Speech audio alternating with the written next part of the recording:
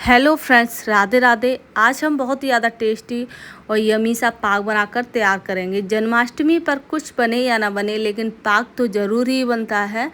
तो आज हम इस पाक को बहुत आसान तरीके से बहुत ही कम इंग्रेडिएंट्स में बनाकर तैयार करेंगे, जो बहुत झटपट से बनकर तैयार हो जाता है। इसे बनाना बहुत ही ज़्यादा आसान है। सिर्फ 3 चीज़ों से हम इस पाक को बनाकर तैयार कर लेंगे। बहुत ही ज़्यादा टेस्टी और बिल्कुल भी ये बिखरेगा नहीं। बहुत ही कम घी में इस पाक को बनाकर तैयार करेंगे। तो मैंने यहाँ पर पाक बनाने के लिए नारियल लिया है 1 कटोरी, इसको कद्दूकस कर लिया है। 1 कटोरी मखाने लिए हैं, 1 कटोरी बादाम और 1.5 कटोरी मैंने चीनी ली है। यानी कि मैंने जो ये चीज़ें ली हैं ये 3 कटोरी हैं, इसी का आधा मैंने चीनी ले लिया, यानी कि 1.5 कटोरी मैंने चीनी ली है। तो अब हम इसमें 3 चम्मच घी डालेंगे। ये देखिए बहुत ही कम घी में ये बनकर तैयार होता है।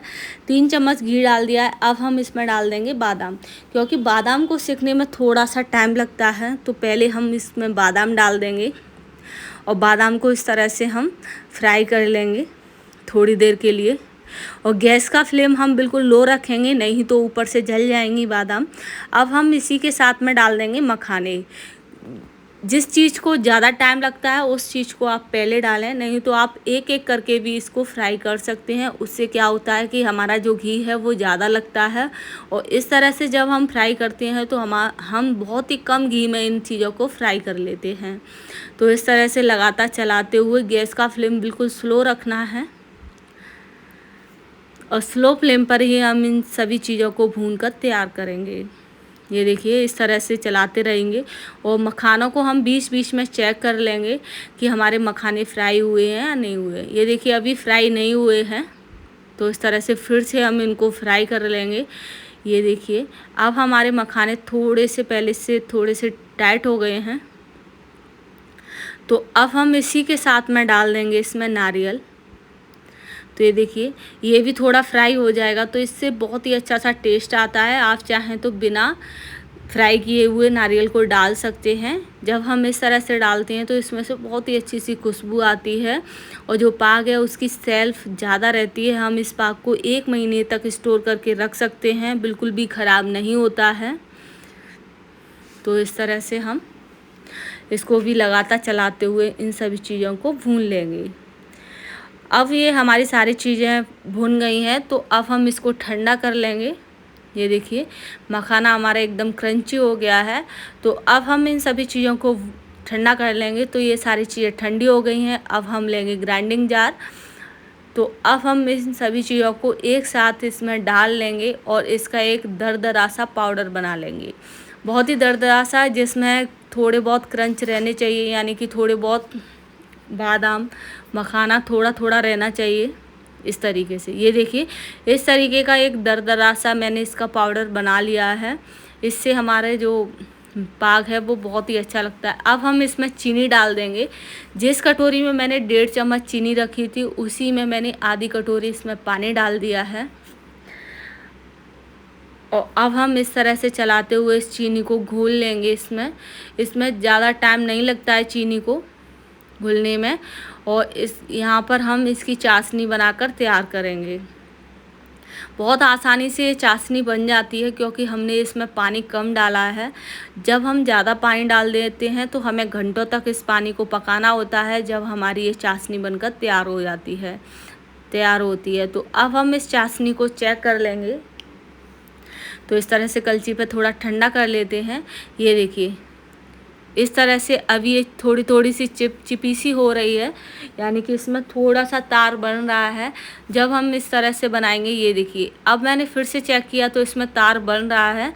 तो ये हमारी चाशनी बनकर तैयार हो गई है। तो इसको 1 मिनट के लिए और पका लेते हैं, कुछ सेकंड के लिए। और गैस का फ्लेम अब हम इस टाइम पर लो कर देंगे, क्योंकि हमारी चीनी घुल गई है, हमारी चाशनी भी बनकर तैयार हो गई है। ये देखिए इस तरह से ये होनी चाहिए। इस तरह से इसका तार गिरना चाहिए, क्योंकि जो बूंद हम कलछी से गिरा रहे हैं वो बहुत धीरे धीरे गिर रही है। तो अब हमने जो ड्राई फ्रूट को पीस कर रखा था, दरदरा सा पाउडर बना के रखा था, उसको डाल देंगे। गैस का फ्लेम इस टाइम पर हम बिल्कुल स्लो कर लेंगे और इन सभी चीज़ों को अच्छे से मिक्स कर लेंगे। बहुत झटपट से इस टाइम पर हमें थोड़ा जल्दी से ये काम करना है। तो इस तरह से इसको मिक्स कर लेंगे। ये लीजिए हमारा पाक बनकर यानी कि जमने के लिए तैयार हो गया है। तो अब हम गैस को बंद कर देंगे और इसको एक ट्रे में निकाल लेंगे। तो मैंने पहले से ही एक ट्रे में घी लगा के रखा है। इस तरह से पहले इसको अच्छे से मिक्स कर लेते हैं और गैस को मैंने इस टाइम पर बंद कर दिया है। इसको अच्छे से मिक्स कर लिया है। तो अब मैंने घी लगाकर एक ट्रे को रख दिया है।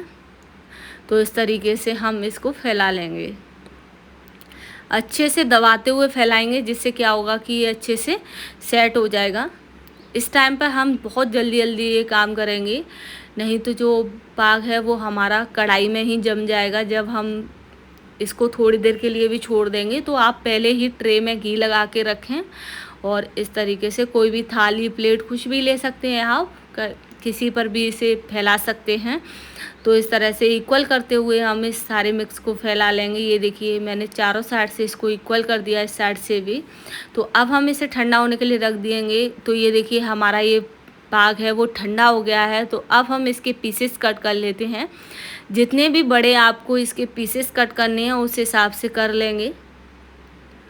ये देखिए इस तरह से बहुत आसानी से हो जाता है। ये देखिए कितने ही अच्छे से सेट हो गया है। ये काटने से ही हमें पता चल जाता है कि ये बहुत अच्छे से सेट हो गया है। ड्राई फूड है तो कहीं आ जाते हैं तो वो थोड़ा सा दिक्कत देता है काटने में। ये देखिए इस तरीके से मैंने सभी को कट कर लिया है।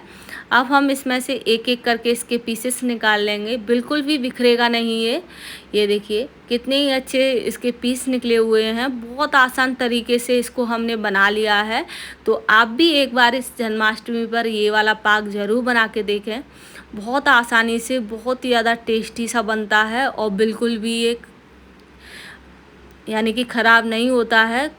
कम से कम 1 महीने तक हम इसको स्टोर करके फ्रिज में रख सकते हैं। ये देखिए तो अब मैंने यहाँ पर ये पाक ले लिया है। इसको तुलसी माता के बिना तो ये पाक यानी कि भोग अधूरा है। तो मैं अपने केसव लड्डू को इसका भोग लगाने जा रही हूँ। तो ये लीजिए हमारा बहुत ही टेस्टी यम्मी सा पाक बनकर तैयार हो गया है। तो आपने देखा होगा इसे बनाना कितना आसान है। राधे राधे।